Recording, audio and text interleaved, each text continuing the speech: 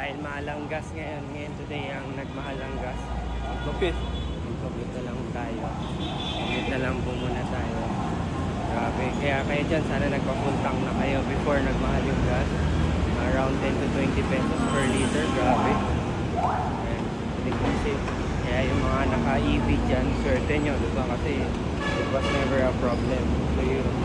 Kaya if you think about it, sometimes isipin natin baka sinasadya yan. Conspiracy theory lang yan. So that people would buy more EV, diba? I don't. That's just a conspiracy. Pero ito ngayon, comment muna tayo.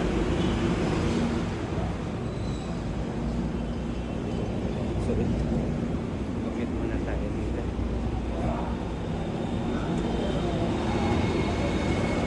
Yan, comment muna tayo dito sa MRT na tayo. Kanina LRT din ako nakapag-video. Ang daming tao kasi. So yan. So sana nakapagpagas ko kayo. Papunta tayo sa boot ngayon. Na Muyu Bazaar natin. Dito lang naman tayo sa Makati. Kaya nag-MRT na rin ako. And then yan. Commute muna tayo kasi nagmahal yung gas ngayon eh. Yan. Kamusta naman kayo? Or baka they're forcing people to commute, diba? Or maybe they're forcing people to buy EV na.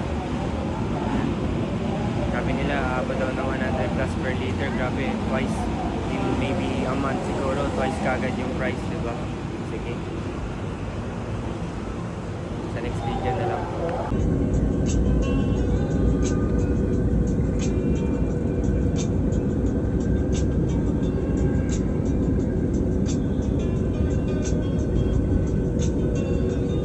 Parating na tayo dito sa Ayala Station MRT.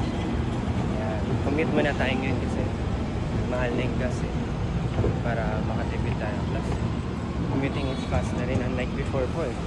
I remember back then nung nag-aaral ako, haba lagi ng pila, parang 1 hour just to get in. So thanks sa improvement, diba? Pagod na commute eh. Yan, commute muna tayo ngayon since mas mahal ang gas. Ayun, nasa Ayala na tayo ngayon. Kaya kayo dyan, kamusta na kayo dyan? Did you opted not to drive today? Kasi nga, mahal yung gas eh. And then, yun, baka kailangan magbago mga strategy ng mga company ngayon kasi nga, mahal ang gas eh. You have to, kasi ang unfortunate dyan, sigurado magmamahal din ang mga gamit ngayon, mga bagay-bagay. Ito yung natin, One Ayala booth. One Ayala booth. Yan. Ang kasunod ng pagtaas ng gas, mahal yung mga basic commodity. And then, alam nyo na next din dyan, lahat magmamahal na, diba? Unfortunately, lahat magmamahal. Mamaya, visit na muna tayo sa booth natin. So, nandito na tayo ngayon sa booth. Ayos na muna tayo. Ayan, ito na-set up ko na ito. Ito nalaglag to eh. Kailangan ayusin ko ulit. Habang maaga pa naman. Nasa 8 o'clock pa lang po eh. So, ayan. First time commuting again. Kasi, first day ng ibig sabihin, first day ulit ng gas na mahal. So, kailangan mag-commute tayo. Ayan talaga. You have to adjust. You have to adjust. Ayan, ayusin ko muna ito. Ito yung mga struggles ng mga challenges ng mga business owner. Siyempre, maaga tayo para ano man naging issue, kailangan natin ayusin. Then we have to adjust.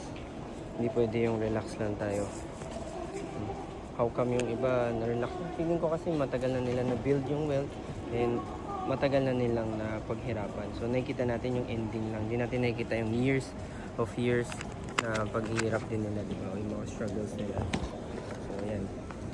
Okay? Sige. Sa next video na lang po ulit.